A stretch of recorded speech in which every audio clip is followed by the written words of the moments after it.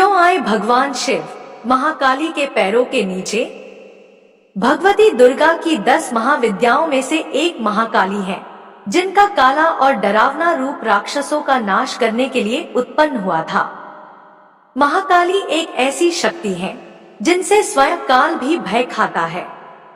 उनका क्रोध इतना भयंकर और विकराल होता है कि संपूर्ण ब्रह्मांड की शक्तियां मिलकर भी उनके गुस्से को शांत नहीं कर सकती। इस गुस्से को शांत करने के लिए भगवान शिव ने अपनी सारी शक्ति लगा दी और उनके चरणों में लेटकर उन्हें शांत किया। इस घटना से जुड़ी एक महत्वपूर्ण कथा शास्त्रों में वर्णित है, जो इस प्रकार है।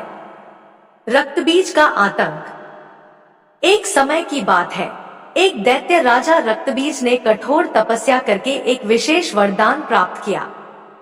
उसे यह वरदान प्राप्त था कि अगर उसके खून की एक भी बूंद धरती पर गिरेगी तो उससे अनेक दैत्य उत्पन्न हो जाएंगे।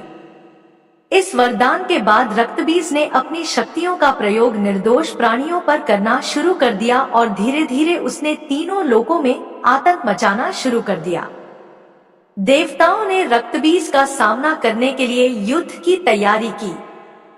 एक भयंकर युद्ध छिड़ गया, लेकिन रक्तबीज के शरीर से खून की एक भी बूंद धरती पर गिरी तो उससे तुरंत अनगिनत रक्तबीज जैसे दैत्य उत्पन्न हो जाते। देवता अपनी पूरी शक्ति लगाकर भी उसे नष्ट नहीं कर पा रहे थे। महाकाली का अवतार। इस संकट से उबरने के लिए सभी देवता महाकाली के पास गए। महाकाली भगवती दुर्गा का काला और भयावह रूप है, जिनकी उत्पत्ति राक्षसों का वध करने के लिए हुई थी। महाकाली ने देवताओं की प्रार्थना को स्वीकार करते हुए विकराल रूप में युद्ध भूमि में प्रवेश किया। उनके हाथ में खप्पर था, गले में खोपड़ियों की माला लटकी थी और उनके शरीर से लहू टपकता हुआ दिखाई दे रहा था। बावजूद इसके उनकी आंखों और हृदय में अपने भक्तों के लिए अनंत प्रेम की गंगा बह रही थी। महाकाली ने युद्ध भूमि में राक्षसों का वध करना शुरू किया, लेकिन रक्तबीज के खून की एक भी बूंद जैसे ही धरती पर गिरती, उससे न जाने कितने दैत्यों का जन्म हो जाता और युद्ध में राक्षसों की संख्या और बढ़ जाती। यह देखकर महाकाली ने एक और उपाय अपनाया।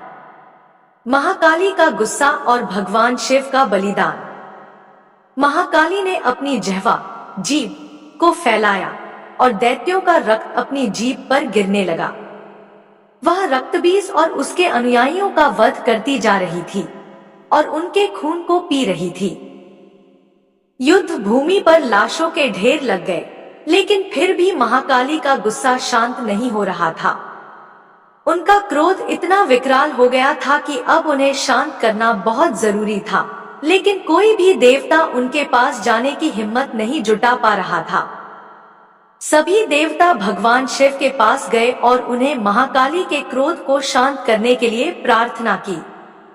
भगवान शिव ने कई प्रकार से महाकाली को शांत करने की कोशिश की, लेकिन हर प्रयास विफल हो गया। अंत में भगवान शिव ने एक अंतिम उपाय किया। वह महाकाली के रास्ते में आ गए और उनके चरणों में लेट गए। जैसे ही महाकाली के चरण भगवान शिव पर पड़े, उनका क्रोध तुरंत शांत हो गया। मां महाकाली का रूप विकराल होते हुए भी अपनी भक्ति और शक्ति के माध्यम से भगवान शिव के चरणों में शांति का प्रतीक बन गया। इस घटना के बाद भगवान शिव ने महाकाली को शांत किया और वह युद्ध भूमि से लौट आई। आदि शक्ति की महिमा। यह कथा इस बात को प्रकट करती है कि भगवान शिव और मां महाकाली के बीच की अनोखी शक्ति और प्रेम का गहरा संबंध है। महाकाली के क्रोध को शांत करने के लिए भगवान शिव का बलिदान यह दर्शाता है कि भगवान शिव में भी उस शक्ति का सम्मान है जो उनके साथ होती है। मार्कंडेय पुराण में देवी दुर्गा के विविध रूपों का वर्णन किया गया है और यह कथा उनके एक रूप महाकाली की महिमा को उजागर करती है, जिनका क्रोध भी दुनिया के संतुलन को बनाए रखने के लिए आवश्यक होता है, लेकिन जब यह शक्ति विकराल रूप लेती है तो उसे शांत करना भी जरूरी हो जाता है।